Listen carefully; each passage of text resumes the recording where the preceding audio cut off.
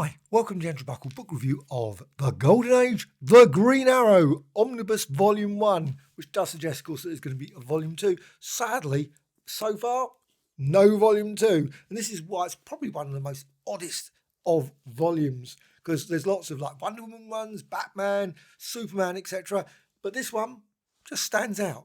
The Green Arrow Golden Age one. I mean, there's been lots of things of like the Flash Golden Age one that sort of listed for a bit, then just mysteriously disappeared, and that's it. Because there is the DC Archives and many others. I don't even think there is a DC Archives with the Green Arrow.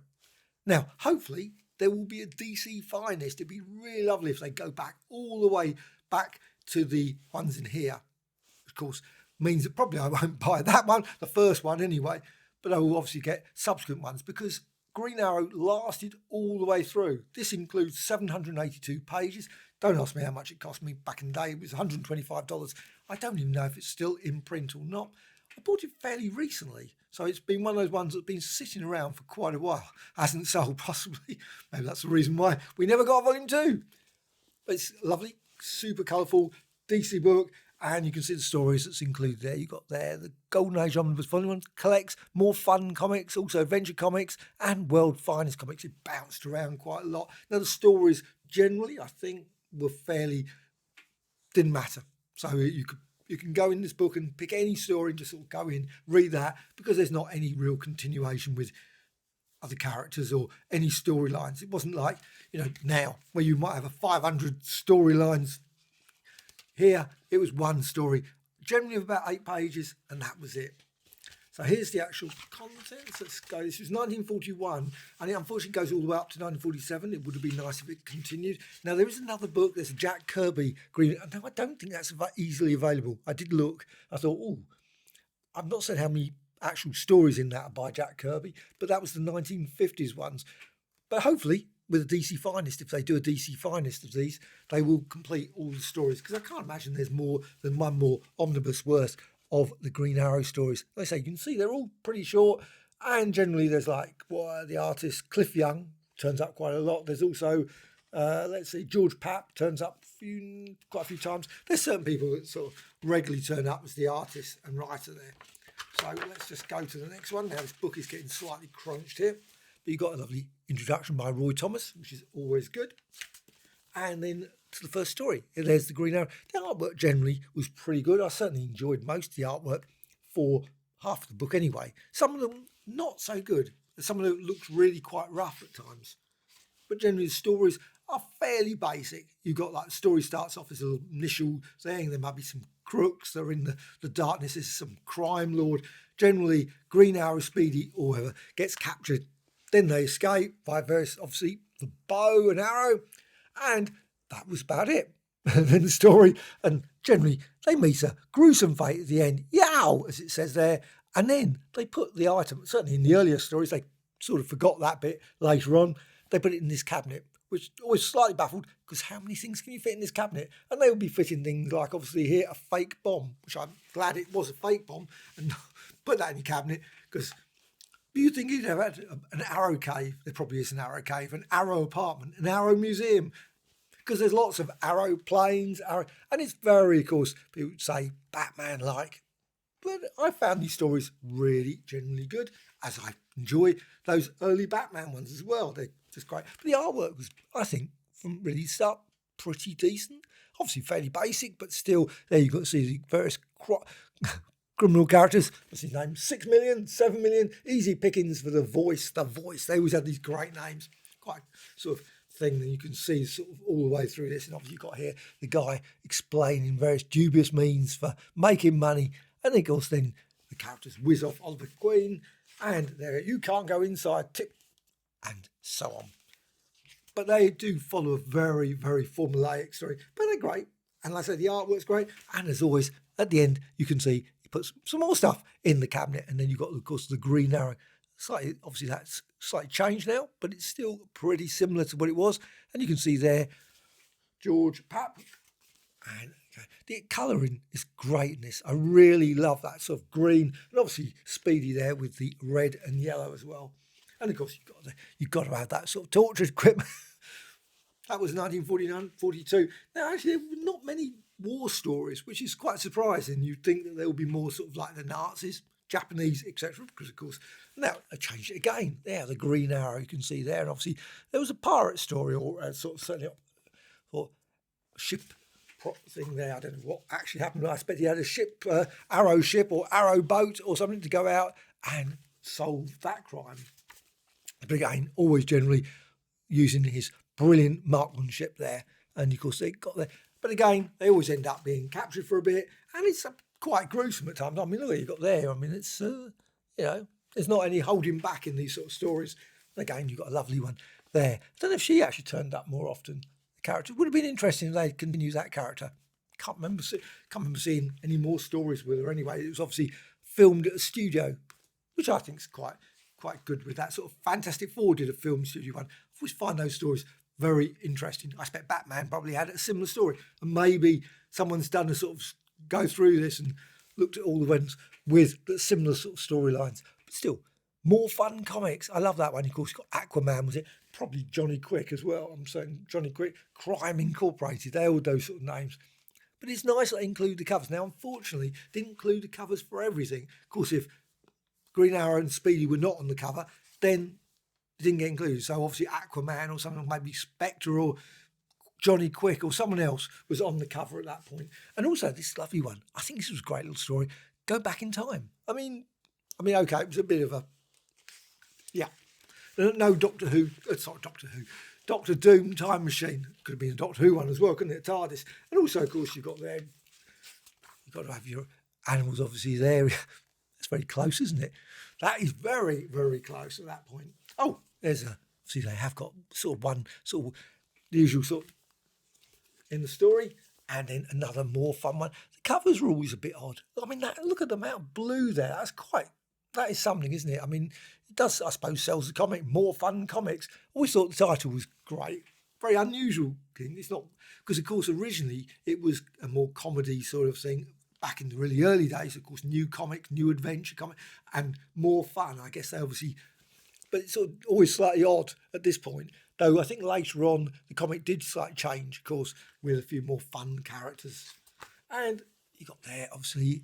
Now the artwork, like I said, does change. I mean, this one looks a bit not as good as the other one, and you've got at the bottom, of course, this definitely is into the war because you've got the buy war bonds, their Green Arrow, and handle in the next issue of Fun Comics. Now, I don't know, maybe the artist, George Papp, maybe, obviously, it's wartime, who knows what happened. I don't know anything particularly about the history of all the things. There's a little bit about at the back. I quite like the fact they include, obviously, a little bit of a sort of listing about all the various, what they did, and obviously I think most of them are obviously now long dead since the 2011. Yeah, I'm just looking here. Died 1985, except George Papp. When did he die? 1990.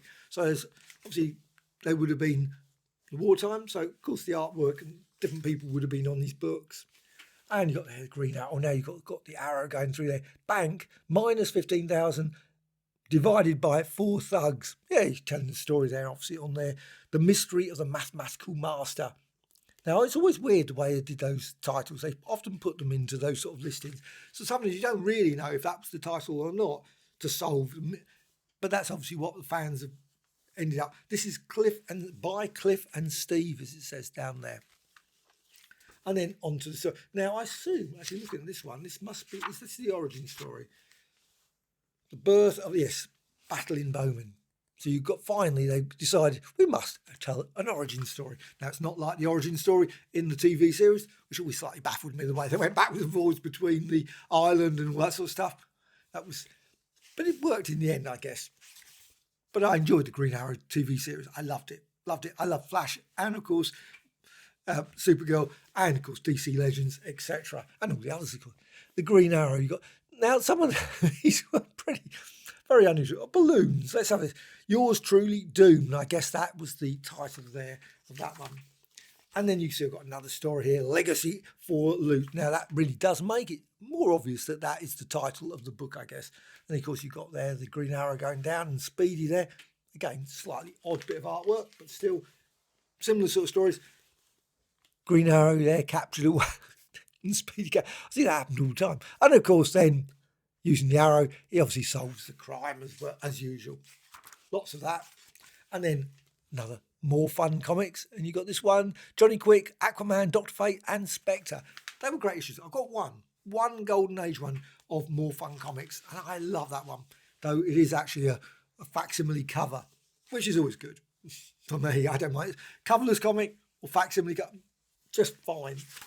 I would like to see more of DC doing facsimile of these sort of ones. I know they do all the classic ones, the obvious ones, the ones that everyone. But I would love sort of if they dipped into bringing out facsimiles of just sort of random issues in the Golden Age as well. Whether they would sell or not, of course, is debatable. But personally, I think a lot of those stories really are great. Now, the Green Arrow definitely was up and down. And in the middle bit, I wasn't so enamoured by the artwork. And I mean, look at that bear there. Really? What is that a bear? Is it a dog? Courageously shaggy. I'm not certain who you're talking about. It just that's so weird. Well, weird. See, I'm not certain what it is. Could be. I think it's a dog. Actually, I looked like initially a bear. I was completely wrong on that. And of course, got the police car looking nice. I love the scenes with you, sort of the way the car. Is it possible to get a car in that position? I guess so. But it's just now the artwork does vary. It really goes backwards and forwards in terms of quality. And this one, I would say that's George Papp again, but it doesn't say by Clifford without looking at the front. Of course, I can't tell. But the artwork certainly does really go up and down. Maybe it was particular more fun or action comics one, if it was in one that different artists did it, I suppose, maybe. And again, you can see there what happened. This is what your fire's always getting knocked on the head. You think they would have sort of designed maybe some sort of... No, that would be too easy, wouldn't it? They could have had an arrow helmet. Arrow helmets, definitely need arrow helmets. Now we've got this, where they suddenly got these characters doing it in the covers of Our magazine. How dare they? But then, of course, you did sort of like the comics at that point, 1950s, 1947, 48, were changing. Laugh Team. Personally, they were okay stories, but I preferred the superhero ones, I must admit. Though Green Arrow, of course, and Speedy, not really superheroes. They just obviously got bow and arrow, but they didn't have many inventive arrows. It was really very much sort of just a basic arrow. It wasn't like the Hawkeye, where you'd have like 4 million types of arrow. But it's still. And then you got this. This is very sort of dramatic, very unusual. The artwork, like I say, did change. Definitely a different style there. You can see there the Green Arrow facing obviously the respectable burglars. Whole range of different types. And then of course there you got Speedy. I assume Speedy. Yes, Speedy's in prison. And of course, now they had stories where, of course, Arrow was in prison because he was accused of something. Oh, I'm just bending the book around. That's just how to damage this book. And this is the trouble with some of these omnibus. Maybe I should just take it would be simpler, wouldn't it? Just take the thing off. And you got that. You can definitely see the style of the artwork definitely changing there. I can't seem to get my breath. Well, I suspect they're obviously in somewhere where I can't breathe. And of course, they've got problems there. And again, you've got the artwork there. The style definitely changed. But then it changed back again. So it's very, very weird, sort of, sometimes very odd.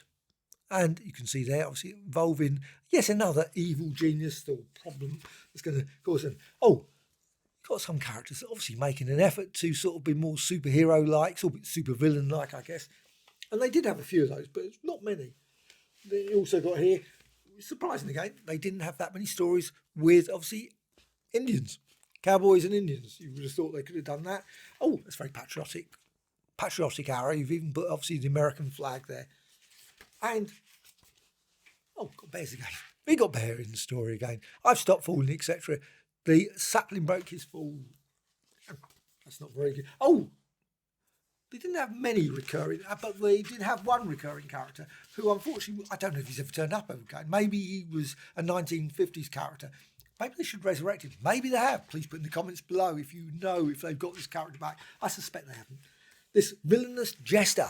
I don't know if he had it, but there the Green Arrow hits the bullseye. So you've got, obviously, a Joker-like character there. Again, great, absolutely fine artwork. But make a bullseye, and you can see there, bullseye breaks away. They've obviously had to call him something like that, didn't they, for this sort of... And then you've got another story that's a very odd one. They had a few of these sort of weird fantasy stories, but not many. which is surprising. I would have thought they would have had more of those sort of types, especially since a lot, obviously, the ones in the All-Star comics and things quite often had some very weird time-travelling ones. Now, they didn't have too many of these sort of time-travel stories in the Green Arrow. And you've obviously got some other bows and arrows there as well. Again, still very basic arrows at this point. I don't know if they change that. Maybe by the 1950s, because these are still 1940s, these ones, still very much like the... So again, you've got the same sort of stories where you've got the various dubious non-entity gangs that would be involved here. And on to some more people there. They're closing in, stop, we give up, which is good. And on to, he comes back. So, let's say, there is some recurring. There's another character as well that turns up as well, that again, and he's sort of my target order merchandise, so he's obviously got it done as a bullseye. And that's a good inventive way. He decides, a bit like Two-Face, I suppose. And you've got there where he sort of decides silks, railroads, so he works his crime out by throwing a bullseye. Very useful. That's a gimmick. And we've got another character here, isn't that? The Skylark. So we've got a few sort of characters sort of coming in at this point. But sadly, well, there's no more. That's it. No more. And we're on to, and I'm just going to wreck this book completely at that point. So I'll put that down now. I love it. These are great. It is such a pity that lots more of these stories. But I'm hoping with the DC Finest that what we could have got with these omnibus editions, we are going to now get in these brilliant DC Finest. And so far, with the Aquaman and the Superman, the Golden Age Superman that's come out, of course, we've got Plastic Man. There's a whole heap of brilliant series that I would love to see. Hasn't been any more announcements though. Just it's weird. I suppose because we've had such a flood of announcements all to about July, August, that sort of time of DC Finest. So I assume at some point we will suddenly get another batch of listings, and I hope they've been selling well. And maybe I don't see these omnibus ones or their archive editions coming out again. I think DC Finest, if they really go for it, it will be an absolutely brilliant series. Green Arrow will be a brilliant one. I would love to see the Spectre complete. I would love to see Aquaman, all the early ones. If they do that, I hope they do. Maybe. And of course, Johnny Quick. I love those stories. The Johnny Quick ones were great. Again, the artwork was very variable, like Robot Man. All of them had some issues that I really think artwork-wise. But stories-wise, lots of great stories. And you can always go to the next story. It's 8 pages. You can dip into it. And that's what I generally do with these omnibus editions. Just dip into the book, read a great couple of stories, and then put it down and read another book, something like that, of another character. That's it. Will you be picking this up? Will you be looking for the Green Arrow Omnibus? Or have you got it already? Did you say, that'd be a great one, and been waiting, like me, for a volume 2. But now with DC Finest, maybe that will be what we get in the end. But 780 pages, that's going to probably mean that the DC Finest are about 600 ones. So I guess that if they bring out a volume, the first volume, they're not doing it that way, of course, that it will be 600 odd pages. And then there's going to be obviously 180 odd pages plus a lot more material into the 1950s. Then, of course, maybe the next volume maybe get up to the Jack Kirby ones that came out with the Green Arrow as well. And, of course, then into the Silver Age ones. I was trying to think of the Green Arrow in the 1960s. And it was Green Lantern, of course, Green Lantern comic. But I don't think there was no Green Arrow, as far as I'm aware, issue. So, obviously, Green Arrow was appearing in the Justice League of America. And probably also appeared in things like Brave and the Bold, maybe, obviously, but he didn't have an issue, which I'm surprised about. I don't even think he was appearing as a backup feature in it. I can't say, please put in the comments if you remember any issues where the Green Arrow was appearing like that. But it's weird when I'm just trying to think of Green Arrow comic. Certainly in the 1950s, of course, he was in all the ones like this, say, adventure comics, action comics, etc. But not in the 60s. Very odd. Anyway, hope you found this of interest. Any thoughts about Green Arrow, other things that are coming out with DC Finest, etc.? It'd be really great to hear from you. Bye.